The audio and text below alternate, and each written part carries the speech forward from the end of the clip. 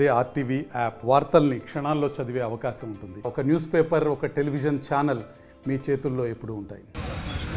అసెంబ్లీలో జగదీశ్వర్ రెడ్డి గారు చేసినటువంటి వాక్యాలు ఎందుకంటే వారికి రాజ్యాంగం మీద నమ్మకం లేదు.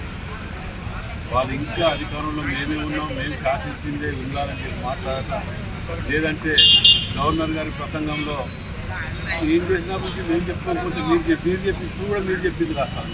ఇంకా అవగాహన లేదా, తెలివి లేదా, ఇవన్నీ మర్చిపోయి ముఖ్యంగా సోషల్ మీడియాలను వెనుక ఉండి వీళ్ళు కేసీఆర్ కానీ, కేటీఆర్ కానీ, హరీష్ రావు గారు కానీ వాళ్ళ కుటుంబ సభ్యులు కులగణలో పాల్గొనకపోగా ప్రతిదీ వ్యతిరేకించుకుంటూ సోషల్ మీడియాలలో రేవంత్ రెడ్డి గారినే కాకుండా రేవంత్ రెడ్డి గారి ఇంట్లో ఉన్నటువంటి కుటుంబ సభ్యులను, మహిళలను కూడా చూడకుండా విచ్చలవిడిగా ఒక జర్నలిస్ట్ అని చెప్పి ఒక ముసుగేసుకొని దొంగ జర్నలిస్ట్గా వచ్చినటువంటి వాళ్ళు ఈ యూట్యూబ్ ఛానల్స్లలో పెట్టుకొని విచ్చలవిడిగా ఒకరి దగ్గర ఏడ్చినట్టు చేయటం, వారికి 3,000 5,000 ప్యాకేజ్ ఇవ్వటం, రేవంత్ రెడ్డి గారిని తిట్టండి అని పెట్టి అది తీసుకుపోయి యూట్యూబ్లలో గ్రూప్లలో పెట్టి సర్క్యులేట్ చేయటం.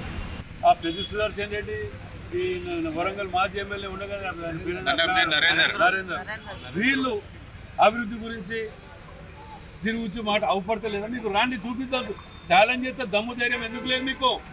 హరీష్ రావునా, కేటీఆర్నా, ఎవరిని రమ్మంటారు రమ్మను, తిరుగుదాం. ఆ దమ్ము ధైర్యం లేక ఏదో ప్రెస్ మీట్ పెట్టి ఆ ఉన్న 10 మందే మేము బతుకున్నాం, ప్రజలారా మేము బతుకున్నాం, ఇంకా మా పార్టీకి తాళాలు వేయలే, త్వరలో చేస్తారు కావచ్చు కానీ ఉన్న 4 రోజులన్నా మమ్మల్ని గుర్తించండి అని చెప్పి మీ సెల్ఫ్ ఐడెంటిటీ గురించి తిరిగి మీరు అభివృద్ధి గురించి మాట్లాడితే ప్రజలు అసహించుకుంటున్నారు.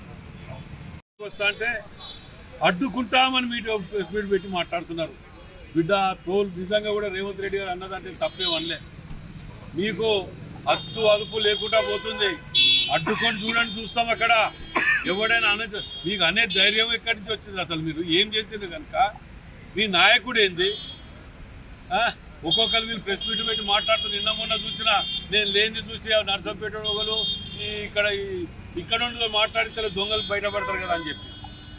ఓకే, ఈ వరంగల్ వాడు ఏం చేసేది తెలియదా? పాతోళ్ళు ఉన్నప్పుడు ఏం చేసేది వీళ్ళు.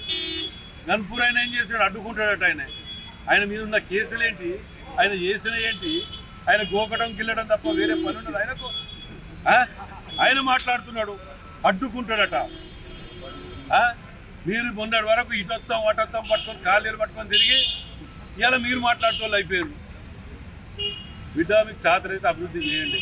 వరంగల్ జిల్లాకు గతం ఏం జరిగింది, ఈ 15 ఏళ్లలో ఏం జరిగింది అనేది ప్రజలు చూస్తున్నారు. మీరు సీఎం గారిని అడ్డుకోవటం కాదు కదా, ఆలోచన చేస్తేనే మీ ఈపులు మీ ఇళ్ళలో మీ భార్యలే కొడతారు మిమ్మల్ని. అరే అవపడతలేదురా మీకు? ఇదివరకు బాత్రూంలో తలుపులు పెట్టుకొని నాకే కదరా చెప్పింది, మీరు కేసీఆర్ పట్టించుకుంటాడు, అపాయింట్మెంట్ ఇస్తున్నాడు, ఏడ్చింది మీరే కదరా, ఇప్పుడు ఇంత మంచిగా కలుతాడు, ఏం పుట్టింది వాళ్ళు అడ్డుకుంటారంటానని మీ ఇళ్ళల్లోనే మిమ్మల్ని కొడతారు రేపు. అది మర్చిపోకండి.